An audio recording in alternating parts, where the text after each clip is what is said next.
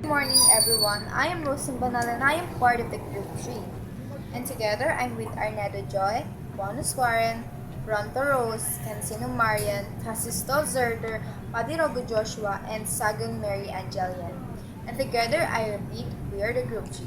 And today we're here to talk about or discuss about our study, which is called a qualitative study on the differences of the academic performance of male and female athletes in GFA Senior High School. Now, to begin our discussion, we're first going to talk about the background of the study. I have 2 points here. Let's talk about the first one, which is the academic performance. We booked the study conducted in 2020 by Ishihara and the others. They stated that physical activity, it is said, considered to be a promising behavior to improve academic performance by adolescents. Now, in addition, a study that was conducted in 2017 by Boyan and the others said that participating in extracurricular activities shows a positive impact which affects positively the academic performance of those. Now, let's move to the second one, the male and the female athletes. In this study that was conducted in 2017 by Lee and Stead, stated that there is a need to examine or observe the there is a need to examine or observe the differences of the academic performance of both the male and the female since it since way back 2017 there are still stigma that are going on and are currently still facing today. Okay. Next, number 2, the differences of the academic performance of the male and the female athletes. Stated by Harrison said that female college athletes perform poorly than the male. So, significantly, there's still a big difference. Now, we're going to talk about how or why. Okay, next, after the background of the study, let's talk about the purpose of the study or why we chose this to be our research. Okay, number 1, I have 2 points here. Number 1, to identify the difference of the academic performance of the male and the female athletes in GFA Senior High School. Okay. Number 2 is to understand how being an athlete can affect the academic performance of a male and a female athletes differently. So, as the purpose of the study said, researchers would like to learn what are the differences of the academic performance of the female and male athletes in GFA Senior High School. We would like to know or understand how being an athlete can affect academic performance of a male or a female athletes differently. We wanted to know what is the difference of their academic performance.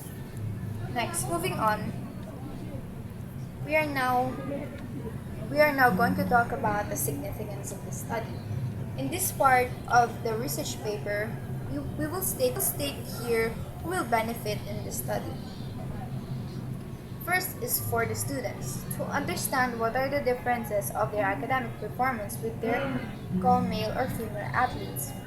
Being able to aware about the differences of their academic performance will help them to improve how they will do in their academic performance or even in sports.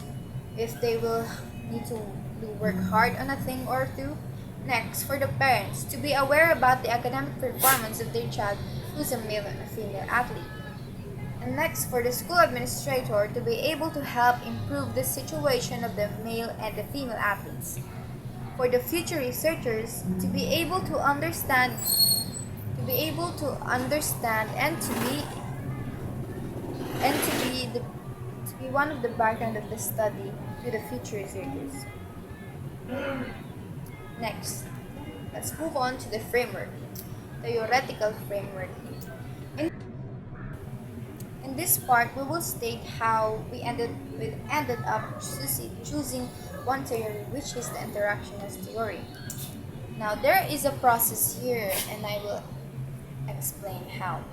First is academic performance of both female and male athletes may change positively and negatively.